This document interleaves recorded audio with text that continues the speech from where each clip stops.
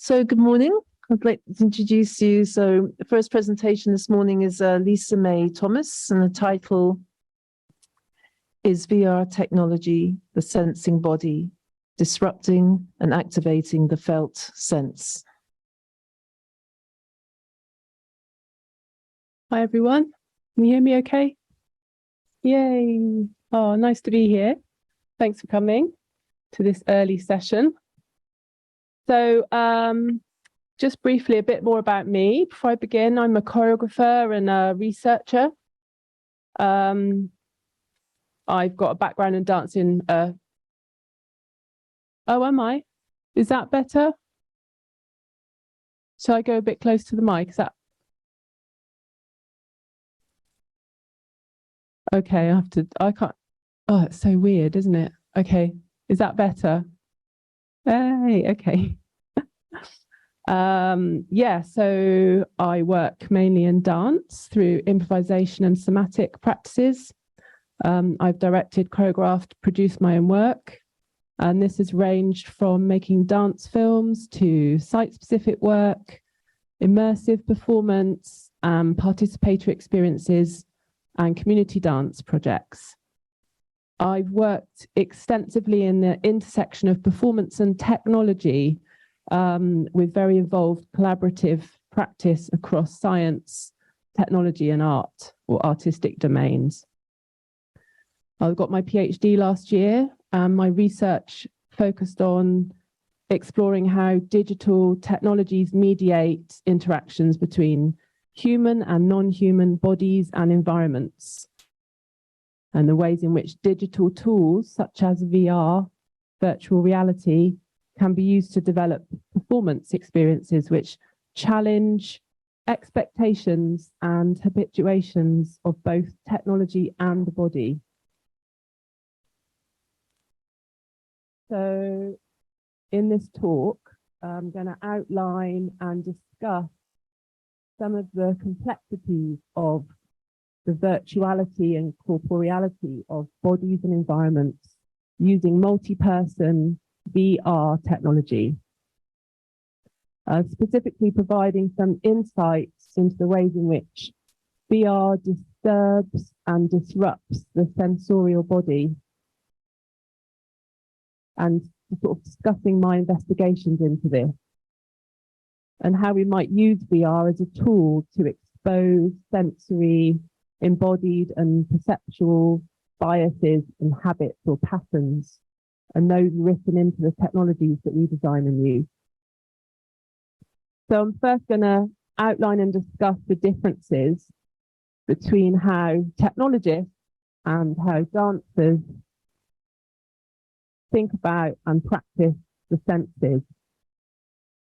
And then I'm going to draw on my participatory performance work, Soma, as a model to rethink the senses and VR. And then just finally discuss how it's possible to disrupt the binding of oculocentrism and technology. So before I begin, just wanted to touch on the question of why VR, why technology in general. To be honest, I'd be much happier in a river or up a tree. But, and yeah, maybe wish I hadn't spent something more like this to research rather than spending 4 years in a VR headset. But I'm drawn by technology, from making films to exploring immersive digital media. I'm interested in how technologies are designed and used, and how they affect bodies, and how they mediate relationships. I notice, observing others around me, my kids engaging with technology, and how in these COVID and post-COVID times, how technology often mediates and informs human to human, human to environment relations. Human attention has become embedded in modes of perception and in processes of embodied construction through and as technology. Technologies are part of the world in which we inhabit. So therefore, we need to understand the effects of technology on our bodies and our senses and on our relations, on our relational being in and of the world. As for me, it's the ways in which we sensorially attend to each other and to our environment that is crucial for, as David Abraham calls, the recuperation of the incarnate sensorial dimension of experience and the living landscape in which we are corporeally embedded. And from the words on the symposium website, it's about how we feel the world and what somatic informed practices can offer in view of the growing schism between human and natural worlds. What role does technology play in this schism? And how can we understand more about how we are embodied with technology or not? So on the reality virtuality continuum, which is thought about and designed by a guy called Paul Milgram and his colleagues back in 1994. VR is at one end with the physical, real, if you like, environment at the other. It's a continuous scale ranging between the completely virtual, and I'm talking about the virtual of VR or technology as opposed to other kinds of virtual, and the completely real or physical reality. So as you can see, VR is right up at the other end. VR technology necessitates absolute inclusion within a 360-degree digital environment. As Dixon writes, the user metaphorically stepping inside the computer, and introduces dramatic new ways of disrupting our relationship to the natural world. So moving on. So VR technology is an emerging and immersive technological medium in which subjects use a head-mounted display or a VR headset, as you can see in this picture, to create the feeling of being within a virtual environment. Does the V in VR stand for visually? The answer is no, and that might seem obvious, but I wouldn't scold anyone who poses this question. This is because VR experiences are essentially centered around a screen which is firmly fixed over a user or participant's eye and secured with straps around their head. Although audio and tactile other sensors cues may be featured in a VR experience,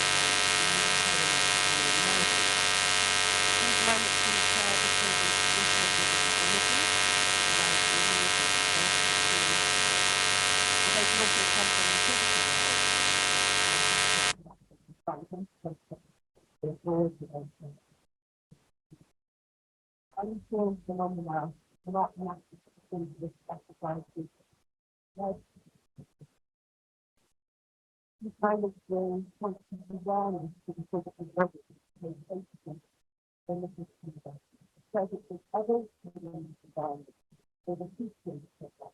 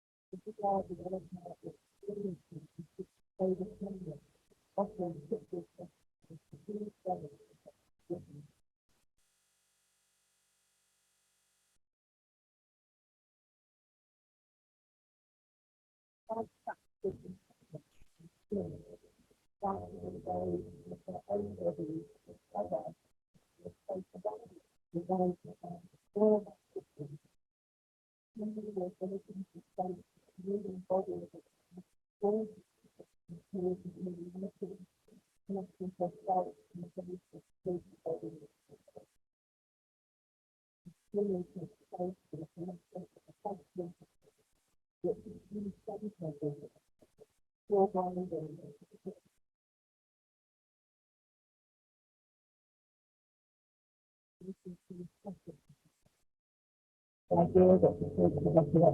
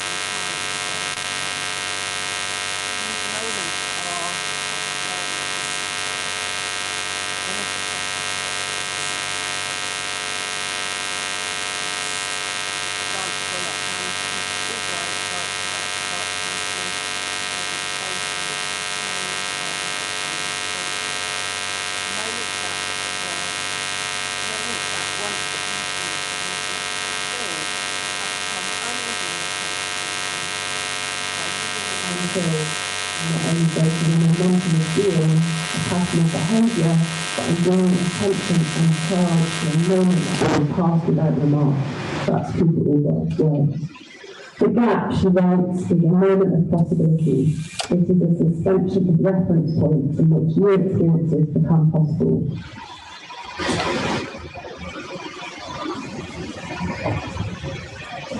So after many cancellations due to COVID, Soma was launched early this year at the Bloomsbury Theatre in London for a series of 12 performances across 3 days.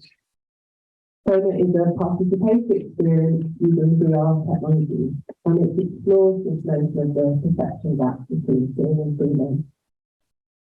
The piece was developed through an early prototype back in 2019. As called Figuring at the University of Bristol, and then was reimagined with and redeveloped with new collaborators in 2020 at Bristol Vic and Clyde Studios. The work has been realised in collaboration with a number of talented scientists, creative technologists, artists and dancers. If I have time at the end, I can show you a little video. We'll see how it goes. I'm quite low on time, won't you? Yeah. Okay. So it is an hour-long participative experience, a sensory journey across different ways of seeing and feeling, inviting participants to experience the felt as a parallel mode, seeing in the world alongside the feeling whilst they are in VR, and to undertake a shared exploration of their sensorial and embodied attention to the key realities or environments. It operates across 3 stages: before VR, during VR, and after VR. But there's some equal emphasis placed on each. So usually in a VR experience, there's a kind of onboarding and offboarding of the technology, which is normally pretty quick. But in Soma really spends time in those spaces. So underpinning the Soma journey is the retuning of sensory awareness towards the non-visual before entering into VR. In the first phase, the dancers guide the participants through a sensory tuning process, which decenters the visual emphasis, emphasising non-visual ways of sensing. It takes place as a physical string play, feeling and sensing each other through the space, through the tension and slack of the materiality of the strings. In the string play, dancers invite the exploration of a wide spectrum of movement, from small micro-manoeuvres and gestures to large, sweeping, collective and collaborative motions. This tuning activity enables the participants to gather a physical and tangible sense of their connection to one another through the strings, through the space. So the first string, as you can see, was a big yellow, wide elastic. And then there was a second string we call the jelly string, which offers a different materiality, lighter, more transparent, and with sonic properties, bringing the group together in a more intimate space with each other, using more delicate gestures, plucking and sounding and stirring. The dancers use the string as a mechanism to group the participants together. So the final part of this first tuning phase of the journey is an eyes-closed walk. With the non-visual sensory participation is further emphasised in an eyes-closed walk, which moves the participants between the physical and the virtual environment using the string. The bodies of the participants are contained within the loop of the string as they walk, an assembled collective body able to subtly sense one another through the movement of the string.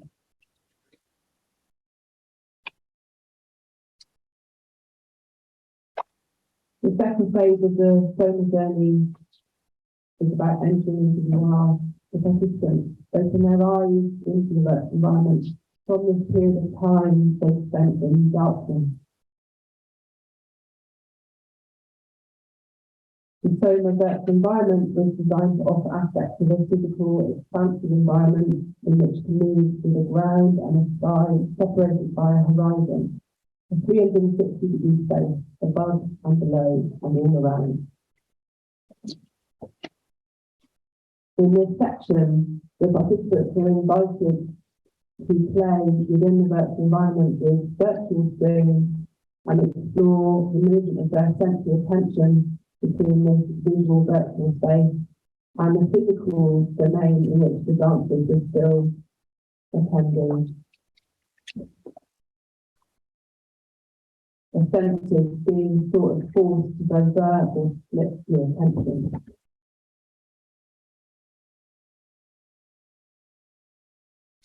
That's one of the skills in the VR. And kind of trying to be thinking out for me I just wanted to read this little quote out from one of the participants of Soma. I have a very physical recollection of what it was like to be guided and touched by people that we can't see. That was a really striking component. I'm relatively familiar now with seeing other people in VR, and generally that means avoiding walking there. But it was the bodies unseen that had stayed with me most. All of those things about the physical space I don't really have a reference for have struck me as a very extraordinary way of feeling. Inevitably with that kind of thing, every touch is incredibly heightened, and I don't have a visual reference, so I can't check it. In terms of the audio visual, as I'm already engaged in this other space. So to have those two realities playing in real time, how that felt and how much potency and potential, that feels like it has for the form of VR, which is so focused often on what is the visual. The attention to the body and acknowledgement of those two spaces coexisting, I thought was really quite profound. Once the headset is taken off, the third phase of the journey begins in the dark. This post-VR environment supports a sort of continuation of any sensory shift that might take place. Offering space and time to explore, imagine and remember together.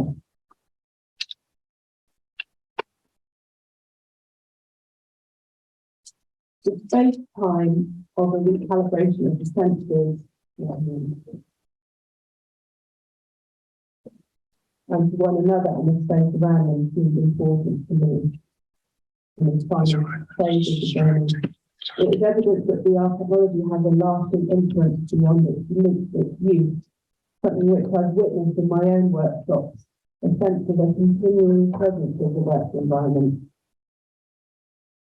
Madray and Metzinger, who write on the ethics of VR, talk about the use of VR as a tool to manipulate and control exposure to stimulated virtual environments and extended interactions, and has led to fundamental changes, not only on a psychological but also on a biological level.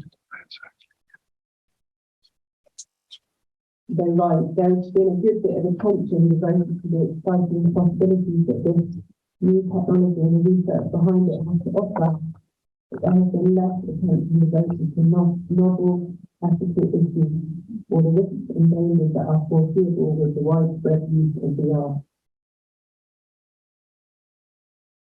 Soma is a model for how a dance somatic approach can productively intervene in the VR technologist's ambition to make continuous the flow of reality through the visual world presented by the VR headset. Soma participants are invited to enter into an intimate connection with self and other in sensing their own bodies and bodies and environments around them, opening up possibilities for participatory agency to increase somatic agency in encountering with VR technology.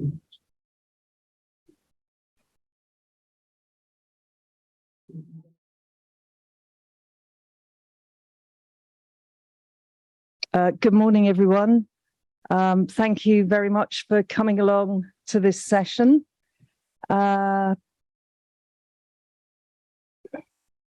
you for joining me in what I don't really know. And I mean, again, if you would like to come down, because we're actually going to be doing some things together. I'm going to be inviting you to do things. So you can stay there if you want, but if you'd rather come down, sit on the floor, lie on the floor, lounge around, I really don't mind. That'd be great. Lovely earlier.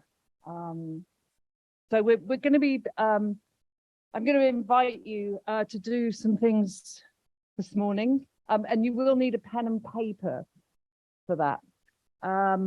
So thank you for coming to the experiment, joining in the experiment with me. I'll tell you a little bit about what I've been up to recently, and hopefully we'll have time for questions, but if we don't, then you can just grab me at some point. So the experiment and inquiry that I'm making at the moment, well, actually I've been making for 25 years, is into how to communicate with stones and rocks. But even that is inaccurate. To say that I'm making the inquiry makes it sound as if I'm in charge and I know what I'm doing. A lot of the time I am not in charge and I do not know what I am doing. So I cannot own it as my own. Often I feel kind of pulled into something reluctantly. So today, well, at the moment I've been a fellow in an earth sciences department for 6 months, which has been amazing. I've been working a lot with geologists, and one thing that's really struck me is how violent a lot of the processes are that we bring to stones and rocks. When we study them, you know, they make thin sections, which involves slicing them and polishing them. They get dissolved in hydrochloric acid. They have lasers shot through them. So the experiment that we're going to work with this morning is, it's a kind of counterbalance to that. I've been thinking, you know, how do we bring a more gentle practice to working with rocks and stones? And I wrote this recently. I wrote, again and again, the stones have taken me into a place where I can be and act without apology. Again and again, the stones have taken me into a place where I can be and act without apology. Moving from object to subject. Moving from object to subject. A new grammar of relationship. Okay, so that's what I'm trying to work towards, I think, is a new grammar of relationship. And I was having a conversation with someone yesterday who felt that a stone had let him in and was speaking. And he said, oh, was I speaking rockish? Or was I speaking rock? And I was thinking, I don't even think that's right, because, you know, in the English language, we've always got a subject and a verb and an object. There's always something being acted upon. So how do we begin making a new grammar? And I thought, well, maybe there is just speaking sometimes. Maybe there doesn't have to be a subject or an object. Maybe sometimes there is just speaking. So how do we start moving with this new grammar? I don't have a clue, but these are some of the questions that I am asking myself. I'm going to read you a little piece. Whatever has impact changes us. Contact between me and you, contact between me and a rock, contact between a window and dust, between you and a stone. The story of one thing is never the story of one thing alone. The story of one thing is never the story of one thing alone. We are woven into the lens and the laser. We are architects of memory. In the house of the eye, there is a desire to see. In the hotel of the ear, there are rooms reserved for sleep. In the body of the human, there is a need to meet fellow travelers. An inkling that the stone brings news from another place, a need to translate, transmute, transpire. From me to you, we to I, us to it, them to them, press a stethoscope to the heart of the rock. Press a stethoscope to the heart of the rock. A pause. A moment when the breath is neither exhale or inhale, but somewhere in between. Neither exhale nor inhale, but somewhere in between. A beat. A fractional interlude of the soil where differences meet. Okay, so I'm going to tell you about the experiment I would like to meet with you, and I hope I've got enough stones. In the little blue scarf on the floor here, I have a bundle of stones. I asked permission before bringing them all in. They sat up on my windowsill last night, kind of charging in the moonlight and the air, the night air. And it's a very simple experiment. Well, let me not judge that before it's happened. I'll just let it be an experiment. So I wanted to bring two books into the room at this point, one of which is Quantum Listening by Pauline Oliveros, and the invitation to be listening, not just at the edge. Oh, I've got a nice wave from over there. Thank you. Not just at the edge of what we can hear, but beyond the edge of what we can hear. So the invitation to hear beyond the edge of what we can usually hear. And a book, Entanglements, by Karen Christopher, edited by Karen Christopher, who's been making duets for the past 10 years. And prior to that, she was with the performance group Go Island. So reading duets, entanglements of two, I thought, again, you know, picture me in the earth sciences department, surrounded by acid and drilling and polishing. And I'm thinking, how do I make a duet with a rock or a stone? How am I going to do this? And at what point am I going to be able to tell any of the people around me what I'm up to in this place? So I have some very simple guidelines for making the duet, and that's what I'm going to invite you to do. I'm going to invite you to come and either choose or be chosen by a stone, probably somewhere in the two. Again, it's that thing of what do I do with my grammar? Let there be choosing between you and the stone. Maybe I can put it like that. And I will then ask you to sit with it or stand with it. You'll need to make the negotiation about where to be and how to be with it. So I think I'm just asking to not assume that it's going to want to be held, or, you know, some stones I've worked with want to be quite a distance from me. One stone wanted me to lie with it at my feet. And again, I mean, you're also embodied. You'll hear the difference between what's between you and what's just in you. Because sometimes I think, I want it to be this way. And I catch myself doing that. So I'm going to ask for choosing to take place between you and a stone. And then I'll set a timer, probably for 3-4 minutes, and invite you into that space of listening. I want you to bring all your attention to it. This may involve looking at it, or it may involve looking away. Perhaps you'll close your eyes, perhaps you'll leave them open, perhaps you will do both. And there's only one rule with regard to how you think during these minutes. And this rule is that I would like you to wait for the rock or the stone to make the first move. Whatever that means. And it will vary from stone to stone. In effect, you will be doing nothing. You're not hammering, measuring, dissolving, lasering, magnifying, sectioning, quantifying. You are opening a space. You are emptying your mind. You're attempting to meet the rock as an equal. That's where I'm at with thinking about the experiment. If you've got revisions on any of this, let me know. Yeah, please let me know. So is that clear? Are there any questions? Oh, maybe I was here. Okay, so I'm going to just, I'll bring the mic with me. stones, and then once we've done it, we'll get a chance to chat.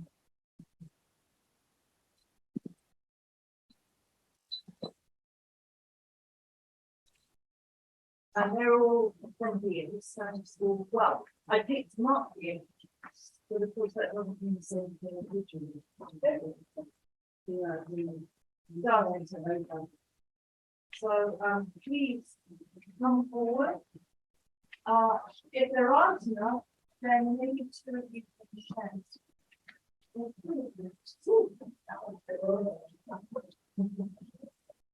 And then find the space you want to be, and then I will try what comes next.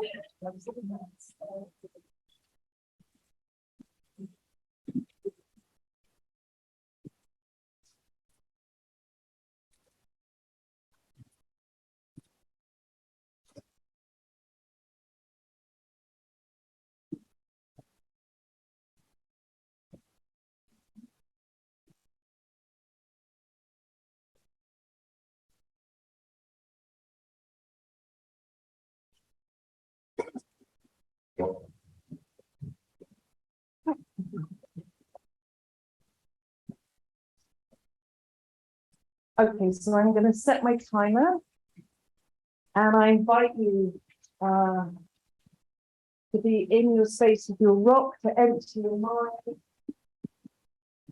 follow your intuition, and let the rock make the first move in terms of any communication happening.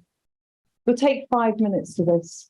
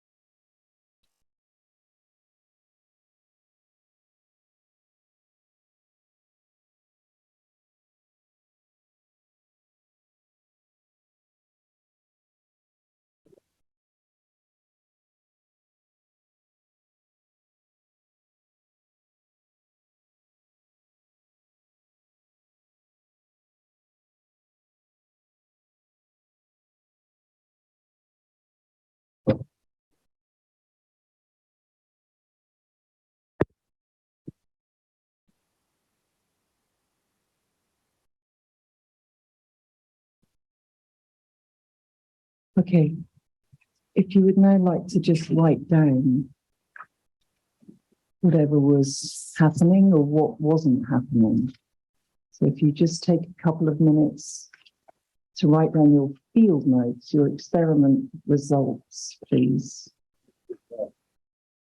I'm inviting you to write down what happened, if anything happened. So your field notes, your kind of your experiment report.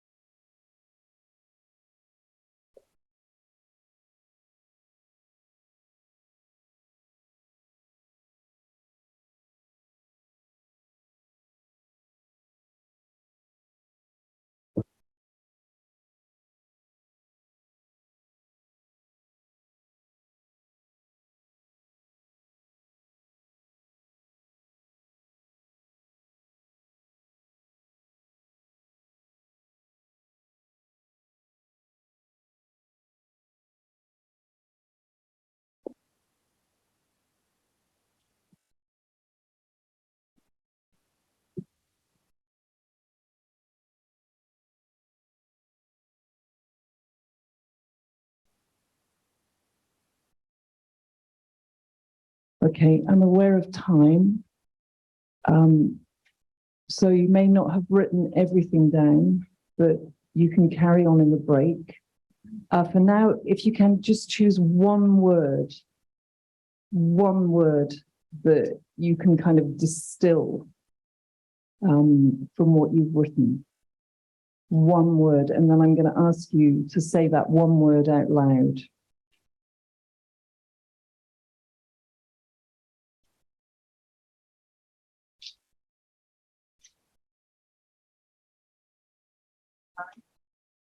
Oh, great question. What I would really like is, yeah, all at the same time and then individually. Yeah, great question. Thank you. So maybe I'll count 3 and then everybody say the word. And then who would like to? I mean, I'm figuring it's going to be easier just to go around with the one word each. Otherwise, would you mind starting the one word? Okay, so on the count of 3, if you all say the word out loud, and then we'll start doing it individually. So 1, 2, 3.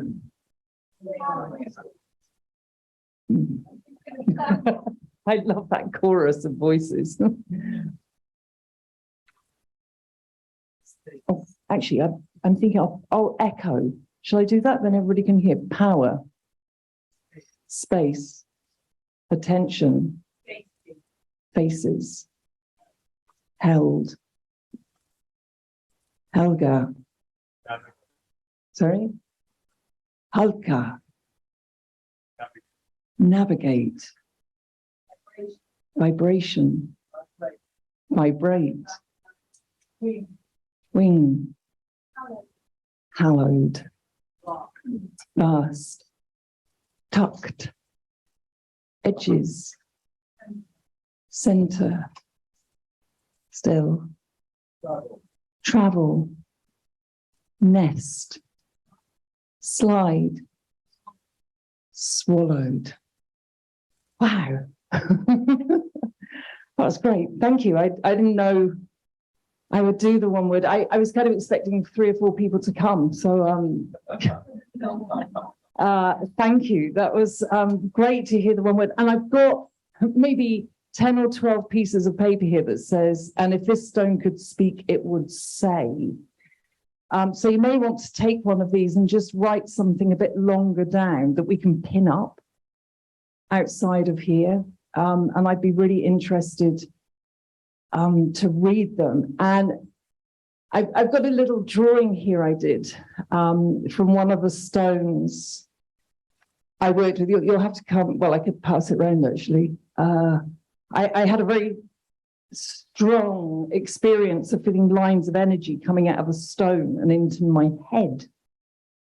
And one of the things the stone said to me was, "You think you're studying us, but we're studying you." I was quite, oh my goodness. Yeah, I didn't expect that to come back. I've also got a few copies of what I read at the beginning. Again and again, the stones and rocks have taken me into a place where I can be and act without apology, moving from object to subject, a new grammar of relationship. So I'm going to end it there to give us all a chance to pack and move before we have to get to another session. Someone comes in, but thank you. If you want to take one of these sheets, please do.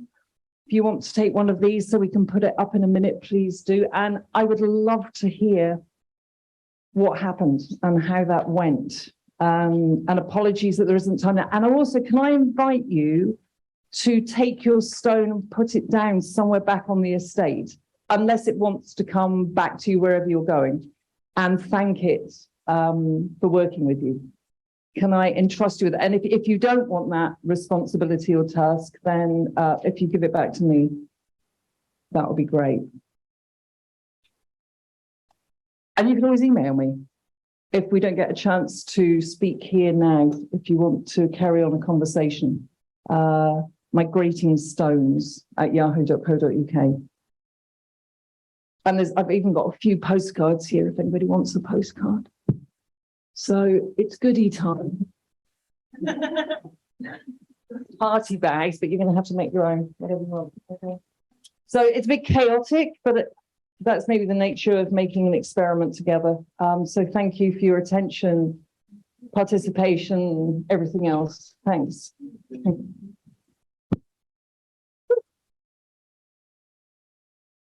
Okay, but those are the things.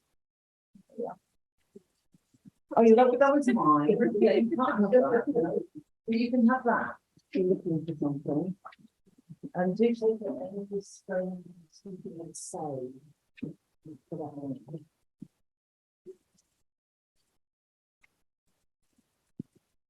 And this is the Karen Christopher work, the entanglements of two and theories of duet. It's fantastic.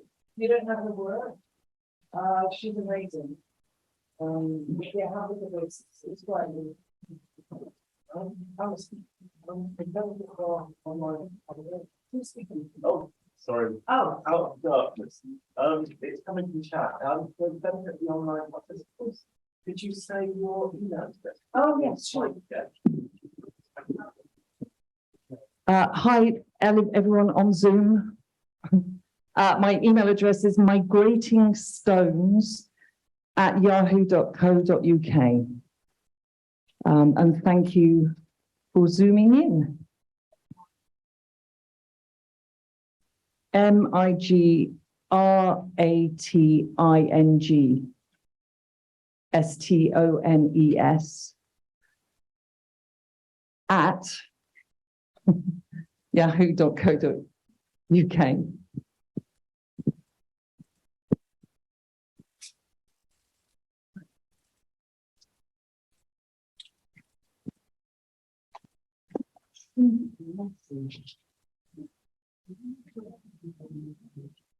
No,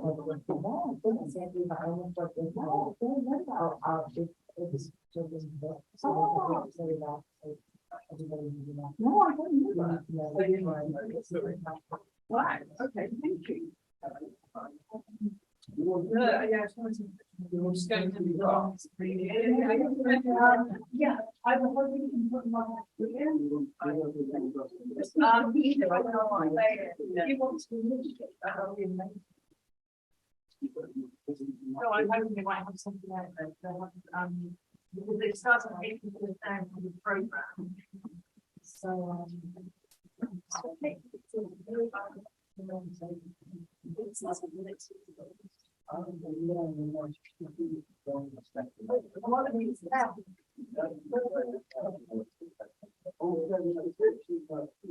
Did you see it? Yeah, there's a real.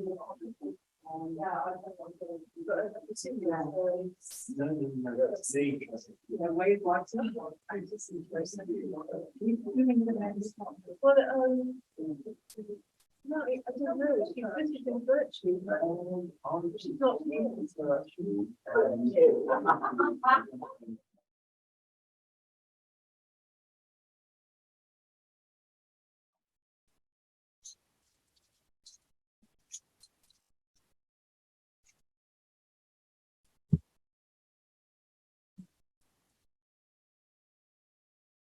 In early autumn, I invited a group of artists, academics and researchers to swim with me into a series of sea caves at Rivermead in the Torbay Marine Conservation Zone, southwest UK.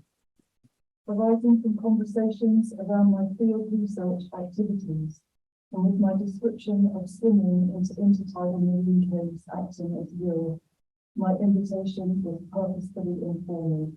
Speaking to the practicalities of safety and September sea swimming and offering no other instruction or preparation. My intention was to facilitate our instinctive and spontaneous co-creation of a space of mutual respect and awareness where we might speculatively approach sensing otherwise.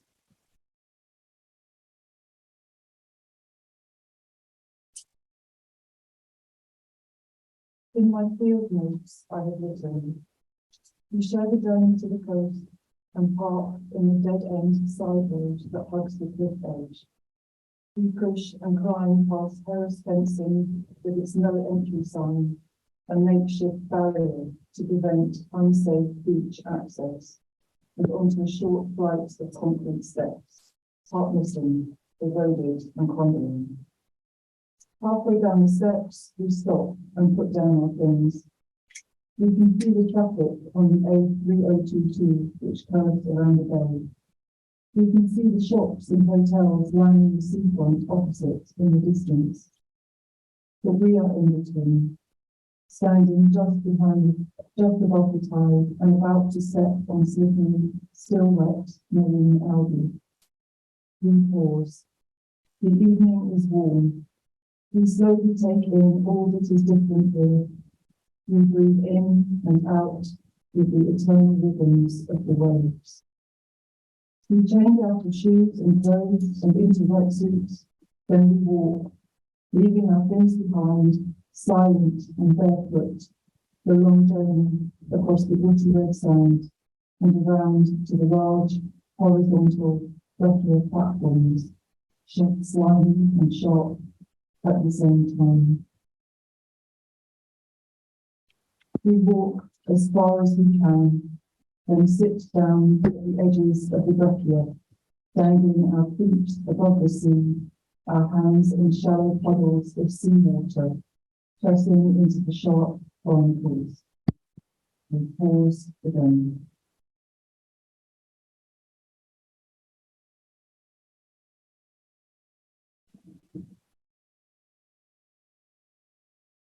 In the rap zone, where borders and boundaries advance and retreat, ever-changing tides make sea caves highly dynamic environments with continual cycles of movement and transformation. In our current era, the edge of the sea has become a place of accelerated change from rapidly rising levels caused by global heating. Here in South Devon, more frequent extreme storm events and rising sea levels are putting this whole coastline at risk, with substantial loss of cave habitats through erosion or collapse. The long, slow processes through which they were formed are now becoming the means by which they are more rapidly destroyed. In amongst the rocky shores of Torbay's Marine Conservation Zone, climate breakdown can be read in the action of the waves and the rapid changes to the land's edges. In my field notes, I have written, "It is early evening. The four of us slip into the rough water at high tide and swim together into the first chamber. The waves are too wild. We can't enter any of the others, but swim to all their entrances before turning back. When we climb from the sea, the full moon is rising, huge, red, the harvest moon. During our crossing, we swim closely together, bounded by practice of ritual making. New rites for troubled times. In the moments after clambering from the water and onto the rocks, we elatedly acknowledge the collective performance of our journey and how we connected in an unspoken common objective. Swimming together, we had a shared intention, loosely formed and freely entered into. Our instant of pause, when we first reached the beach, and again before we entered the water, were modes of grounding ourselves and joining this collaborative space. Our swim became ritualization, something described by scholar Catherine Bell-Rich, quote, "In a very low preliminary sense, is a way of acting that is designed and orchestrated to distinguish and privilege what is being done in comparison to other, usually more quotidian activities." End quote.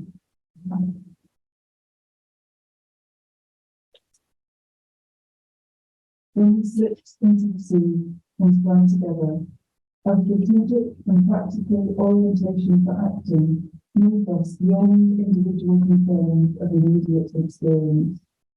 We were immersed, suspended and keeping, free of our own weight, facing salt, our heads above the surface, our hands and feet, our bodies, arms and legs below, accepting responsibility for each other and committing to our aim of swimming into the chaos. Our quietly performed rite was a tactic of attunement within this marine habitat and of noticing our implication and entanglements, a way of learning again, or for the first time, what feminist philosopher Donna Haraway calls, quote, "how to become less deadly, more responsible, more attuned," end quote. My methods of investigating sea caves through bodily encounter take the lead from Haraway's suggestion to consider engagement with the environment through an ethics of responsibility, with rights for attunement preparing us to attempt ways of thinking with marine caves that they are constantly made and remade by the actions of the sea. This approach to situated, multi-directional and practice-based processes of knowledge production is a way to think through, live with, and be with other organisms and entities in our times of human-driven ecological crisis.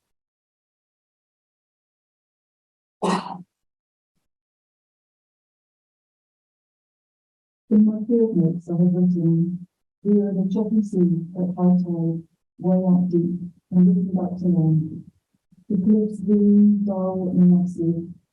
I am remembering how this Permian red rock is made from desert sands and carries in its strata evidence of massive and violent flash flooding.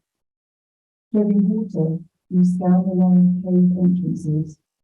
darker shadows in the woody shapes. It is interesting to note that for science, there are no caves without human bodies. The UK's Joint Nature Conservation Committee, offering guidance for cave surveyors, states that there is no clear way to describe when an undercut, crevice, or overhang is considered to be a cave. For the purposes of a survey, a marine cave is defined as a space large enough to get a surveyor fully inside, to turn around, to exit without damaging the attached flora and fauna. In my practice research, entering the caves can be considered colonial occupying activity, but it is also a means to sense the problem of being the problem and the inevitable impact humans have on the ecosystem we share.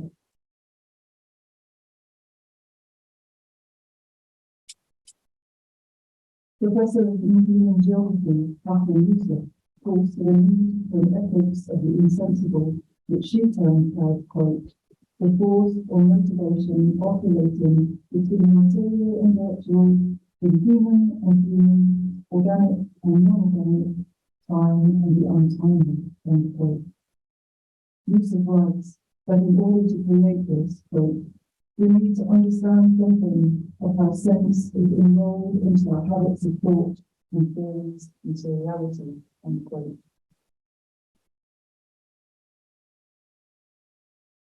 These habits and theories have arisen through a Western coded way of thinking the world. And I argue that challenging the human centrism that defines this worldview is crucial if we are to create what Yusuf calls, quote, new practices of sensations and new sensibilities around such diffuse, recalcitrant and dislocated issues as biodiversity loss and climate change, end quote.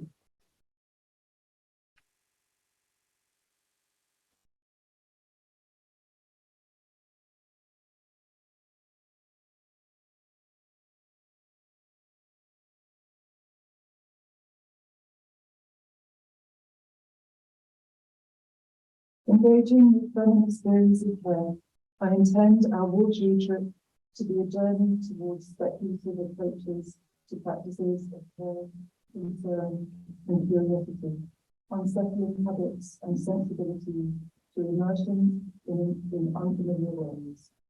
In her writing, Maria Polita Baracasa notes, quote, in feminist discussions, as well as in activism, the politics of caring remain at the heart of concern with exclusion and critiques of power dynamics in stratified worlds.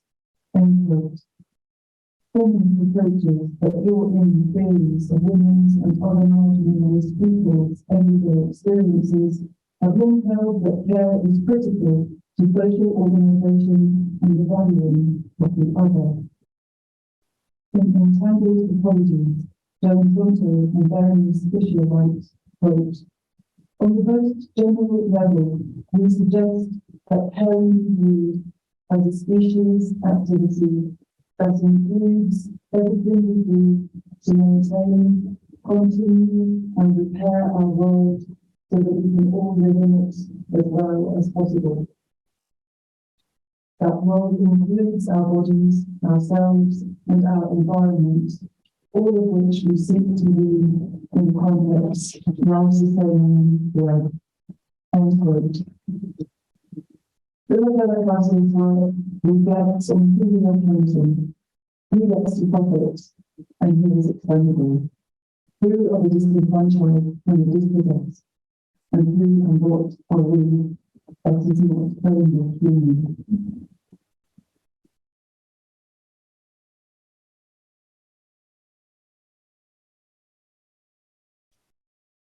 The natural disasters of climate catastrophe are already exposing the inequalities and slow violence of desolate, operative, and colonial and imperial practices across the planet, which devastate ecologies and their entangled and dependent communities of humans and women. It is vital to reshape habits of thought and recenter the human in context of age-old humanist methods in knowledge practices and thinking, and to ask, does it make meaning to imagine how to be human differently? We believe that America's explorations of practical care and her rebuilding of parallel notions of feminist discussions on situated knowledge in 20 years have found a means to sense, more central, understand that worlds simply accentuate interdependency and involvement, and that relations of thinking and learning require care. Living into the sea together prompted us to make space for reimagining what it means to be human in our entangled ecologies and how we participate in human and non-human relations, and how this may help us find ways to participate in the building of more livable, multi-species worlds.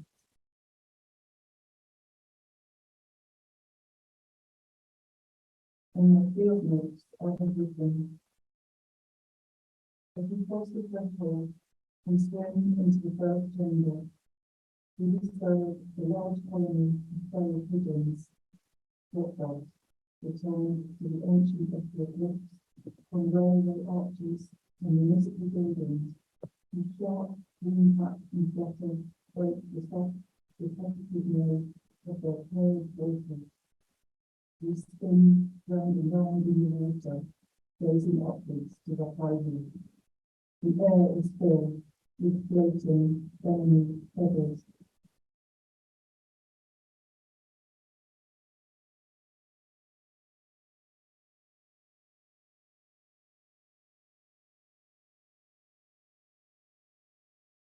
At the threshold, or place of entering a new cave, conditions change. Cave biologists define the limits of the threshold zone of the region where illumination from the cave entrance is enough to support the growth of vascular plants. Conditions particular to cave threshold environments provide a niche for assemblages of organisms where they will be protected from the harsh conditions of the shore area. In conversation, author of the Torbay Cave Survey, Dr. Chris Proctor, explains to me that ecological transitions exhibited within marine caves are substantially more varied and complex than those typical of inland caves, with a pattern of biological zonation that can contain communities that are terrestrial and aquatic, maritime and non-marine fauna living in close proximity. A sea cave threshold is an environment where inhabitants find comfort and refuge, an ecological niche within narrow margins, and especially vulnerable to increasing dynamics of systems change.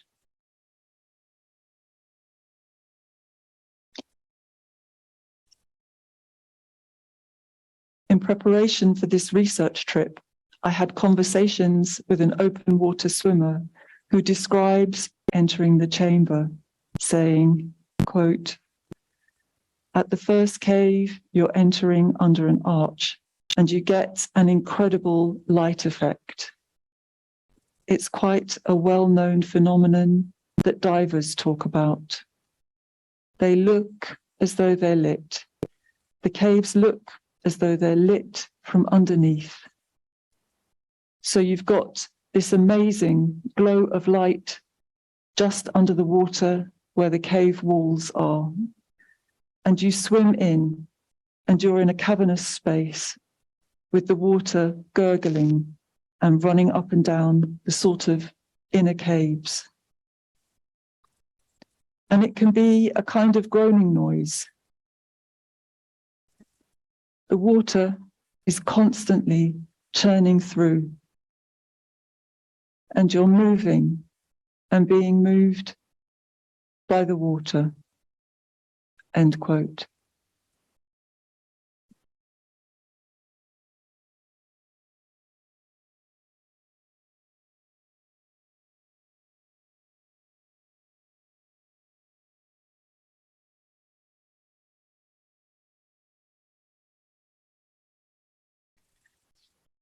We hesitated at the mouth of the cave, the rough waves and the thick rock walls of the arch, making us nervous and heightening our awareness of the moment and each other.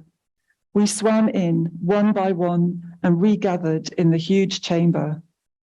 Inside, the water was no longer crashing, but rocking us together and apart. Filled with a sudden rush of euphoria, we encountered threshold sentience through strangeness, through strange messages traveling to our senses as we were buoyed by the sea. Swimming into this unfamiliar environment stimulated a multitude of impressions where the strangeness of the atmosphere had a profound influence on our consciousness and understanding of space, materiality, and otherness. Being human in water, moving in a different medium, flipped our habitual modes of sensing, where sensing is a means of understanding and our whole bodies brimmed with sensations of touch as the water ran around us and over us. Maria Puig de la Bella Casa speaks of understanding through caring, thinking, and knowing as touch, and of touch as a sensorial metaphor which exposes the uncertainties around the materiality of thinking and its consequences. Bella Casa comments that thinking care through touch and as sensory values is an interactive and non-bilateral reciprocity that raises the question of what it means to think in what Fisher and Tronto have called the web of care. Speculatively including thoughts of reciprocity still calls from what Bella Casa names uneasy, human, anti-ecological inheritances, bringing into awareness the urgent need to recognize habits and privilege which reinforce exploitative and extractive thinking. In my practice as research and as artist, I use tactics of attunement as ways of attempting to alter perceptions of the places we occupy, inhabit, and exploit in an everyday way. We live in an era where we face uncertain and inhospitable futures, and in order to think through the habits that define our current crisis, I believe that we must shift our tolerance of notions of human exceptionalism, approach our response ability, and imagine again our role as humans in relation to other species and entities. Haraway's term responsibility suggests a cultivated ethical sensitivity and process of responding through entangled encounters between species, and marks a shift towards an inclusive, democratic, and responsive process of being and thinking. This reimagining poses a vital challenge to the anthropocentrism that has dominated human-situated ways of thinking the world by acknowledging the interconnectedness and inseparability of humans and other life forms and entities that we depend upon for human survival.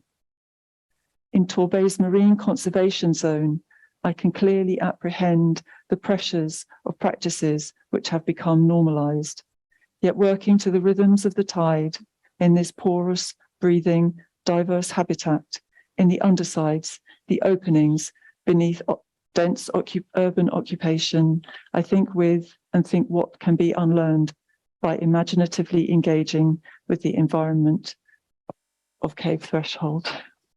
Thank you.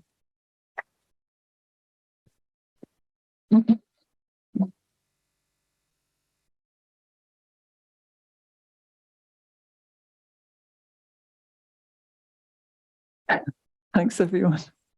I think we've gone to 10:30 probably now, so which is break time. So I'm really happy to hang around for an informal chat, but also please feel free to head off for break as well. So it's been a busy morning, I'm sure. Thanks, Katrina. Yeah.